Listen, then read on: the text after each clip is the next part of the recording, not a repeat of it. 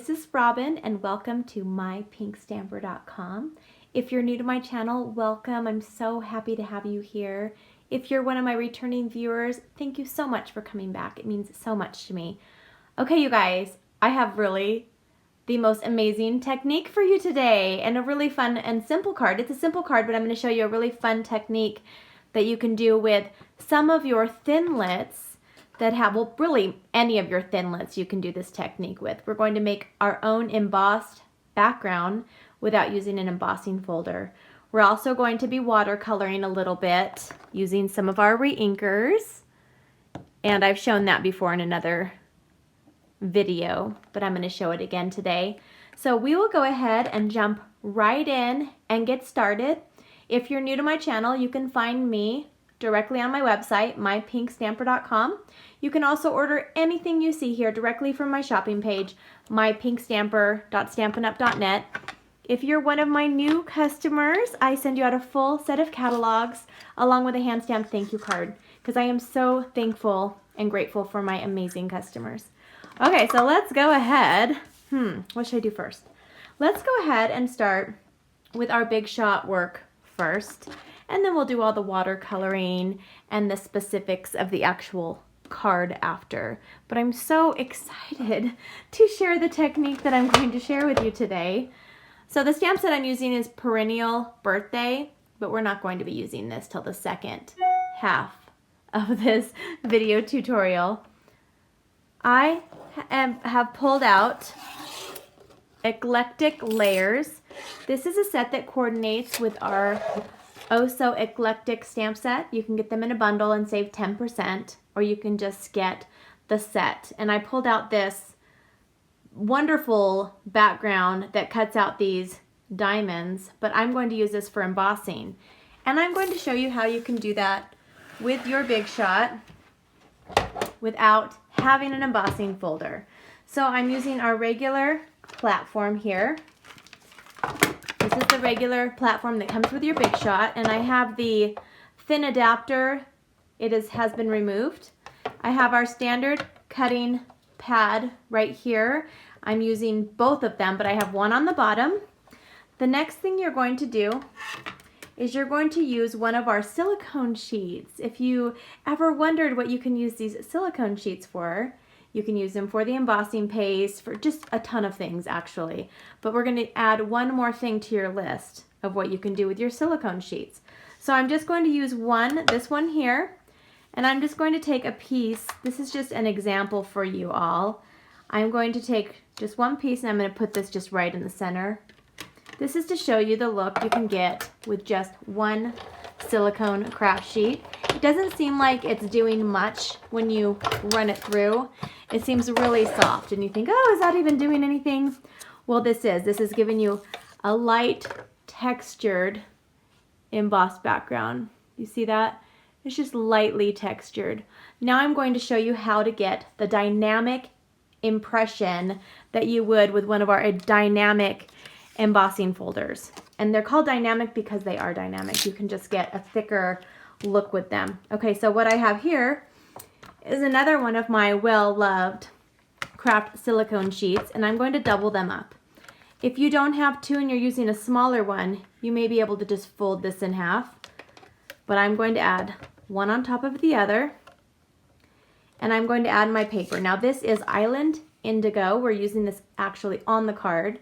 I have this cut at 2.5 inches by 5 1/4. So I'm going to have that right here. And I'm going to go ahead and just lay it down at the bottom. And I'm going to run this through, and it seems really thick. And you're probably thinking, no, don't do that, Robyn. You might even hear it crinkle and crack. Okay, so let me bring that back around to show you.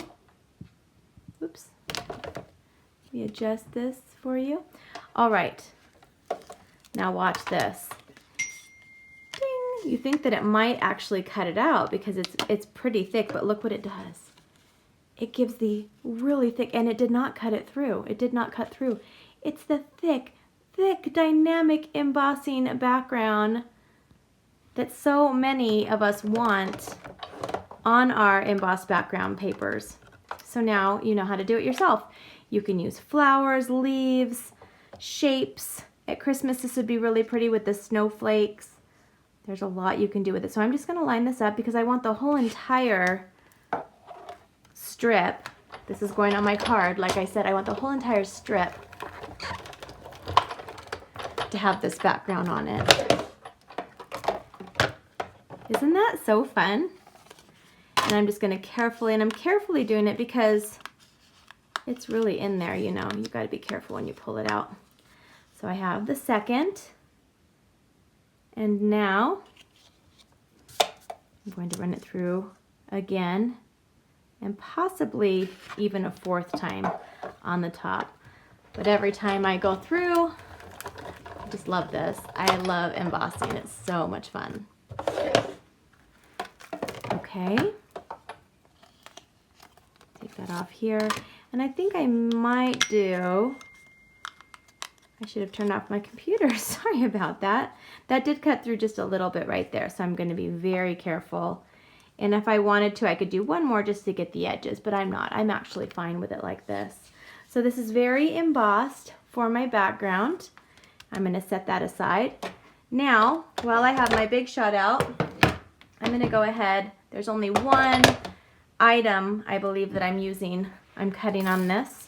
And I just have a scrap of my old olive cardstock. Our cardstock comes 8.5 by 11 for the cards. That's what I use for the cards. And you can get it in a multi-pack in the color family if you don't want a package of 24. You can get the multi-pack to start with, and that's what I recommend. Okay, I'm going to use the stitched shaped framelits. If you've watched my last 100 videos, you'll have seen that I've used these. I think they might be on low inventory too, but they come back in stock so much. They are so well loved. I use them on so many things. Okay, I'm going to set this aside and just pop this out. These come in sets of squares, ovals, and circles. Oops. Okay. Make sure I got you all set up here. Okay, we've got my square. And now I have all of these items for my card. So we'll go ahead and pull out the ink. I'm going to start with our basic black archival ink pad. And I have a piece of our watercolor paper. This is different than just our regular Whisper White. This is a watercolor. We are going to actually be watercoloring on this today, which is going to be gorgeous and so therapeutic and so much fun. So this is cut at 2 by 2 inches, and I'm going to be using the Perennial birthday stamp set. You can use this and purchase it to go along with our kit, and I'll have the name of the card kit that goes along with this, but I want to show you how you can use this to stand alone. Maybe once you've done the kit already, or if you just want to purchase this individually, I'll have the item code on the screen for you. It's very versatile. It has just a ton of birthday sentiments in it. I'm going to use Today Blooms Just For You on another card that I'm doing later, not on this video, but in my personal life. But today I'm going to use Happy Birthday. I can never have enough happy birthday cards. I'm going to be using this flower here if you'd like to make this along with me. And you can always refer back to these videos. If you purchase the items to make these cards, these videos are always on this channel, on my YouTube, and then you can make these cards along with me. Super simple way to do it on your own. All right, so I'm using this one here, and I'm gonna use these leaves, and I'm going to use these little flowers here. So I'm going to take the archival, which is perfect for watercoloring. It's recommended to use with our watercolor pencils, any of our watercoloring techniques that you're going to do on here. Okay, I'm going to put the flower on here like that. And then I'm going to just make an extra set of leaves just up at the top right here, like that. And then I thought, well, I'm going to add some more of these little flower things. Is that a word, flower things? These flower mabobs. There we go. Okay, now the real fun begins. You guys ready for it? Let me clear off my area, I am going to be using our re-inkers. The 3 colors I'm using are the Island Indigo re-inker or Stampin' Refill. I'm using Old Olive re-inker. You can also refreshen your ink pads with these re-inkers, but you can also use them for different techniques. And Pool Party re-inker. Now, to go along with those re-inkers, I'm using our aqua painters. So I'm just using the one that has the larger tip. They come in a package of 2. You just simply untwist and add water in the barrel down below. And then I'm going to be using one of our large acrylic blocks. You can use any surface. You can use a plate or anything like that. I'm going to use that. I've already inked these up, so I'm going to refreshen. So I will just add a little bit of the pool here. I had to make a sample card for this one. Sometimes I just whip them out on my own. Sometimes I need to do a sample card. Today was a sample card day. I needed to see how this, the watercoloring was going to look. I had to mess around. Okay, and then I think I have enough green on there already. So I just use this as my palette, which is super easy. Now you can have a paper towel ready or a piece of background paper. I just have an extra piece of paper over here that I'm going to be using. So I'm going to start with the lightest color, and that is my Pool Party. So you can just simply place the drops from this. You see how that dropped on there? I'm going to mix it around, and I want it to be really light. So if you want to test it out on your other paper, you can first. I want it to be light. I'm going to go ahead and go outside of the lines. It's just giving me a really quick, oops, I went in the wrong color. That would have been tragic. Not tragic, there's nothing tragic, but that's an accident. Okay, so I'm going to add just some more of this on, just kind of an uneven wash watercolor background, and I'm going to use my paper. Now I'm going to switch colors, and I'm going to go into, add a little bit of water on here.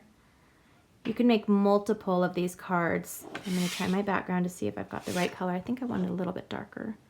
So I'm going to pull a little bit out of the Old Olive, and then I'm going to add this on here. Little goes a long way. So I have it light like this, and now I'm going to go back in and just put my tip in the darker portions right here, and I'm going to kind of just highlight it a little bit, just kind of make it a little, just really quick. And now I have a little bit more dimension to that. So I'm going to take my paper, or you can use, like I said, a paper towel.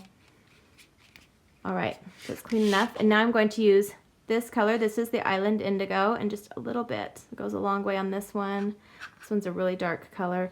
I'm going to just kind of go in and just kind of add a little bit to my flower, just to give it a little bit of dimension. Not much, just a little goes a long way. Do you see how I did that? Super easy. Now I'm done. That was it. That was all the watercoloring I'm doing. Now I can put away my items and clean that up. And now it's time. Now I would take a few minutes and let this, you can use a heat tool. Do I have my heat tool out? I don't have my heat tool.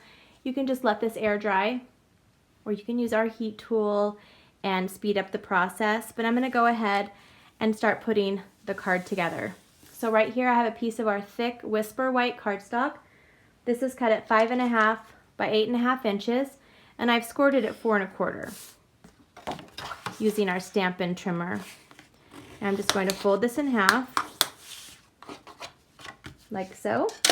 And now I'm going to use our snail adhesive, and I'm just going to start and add this piece of Pool Party. This is cut at 4 inches by 5 1/4. I'm just going to add some of our adhesive on the back. And do that to that. Now what I'm going to do is I'm going to take our beautiful dynamic, oops, I'm going to have that on this side, our dynamic background. You see how it cracked just a little bit, so I handled it a little bit too much. Once you have it down, it's going to be great. So I'm going to use some of our Old Olive ribbon. This is our sheer ribbon, and it's really nice and tiny. It's like 1/4, is that right, or 1/8 inch. And I'm going to have just some regular kitchen tape ready to go. My boys keep taking my tape out of my room, especially on the weekends when they're running around like crazy monkeys. So I had to go search the house for my tape today. So I'm going to just use some tape and then tape that on the back. I'm going to go around 1 time. I'm going to go around 2 times. And then I'm going to bring it up here, and I'm going to go across like that, just for a fun little pattern. I'm doing this carefully on this paper. And now I'm just going to trim that off. While this is upside down, I'll go ahead and take my adhesive and just get this nice and put adhesive all over it. And I'm holding it down. I'm going to go over the part that's almost about to tear, but it's not. It's just because it is so homemade embossed. But you can try this with different types of our paper. I'm sure it would look beautiful with the shimmer as well. Okay, so I'm going to go ahead and just add that right here. Not down, not in the middle exactly. I'm going to have it up just a bit. There we go.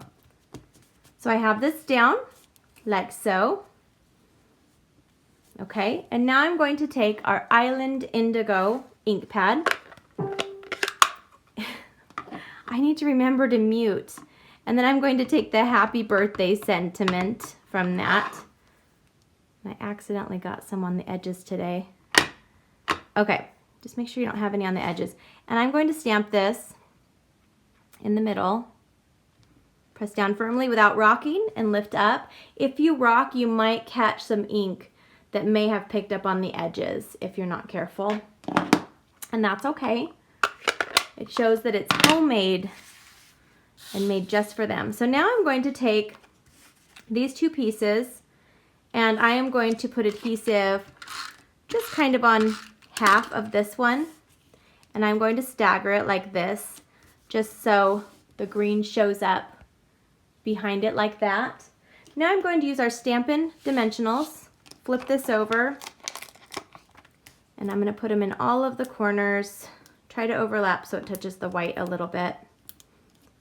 And if you want to put one in the middle, just for stability, you can.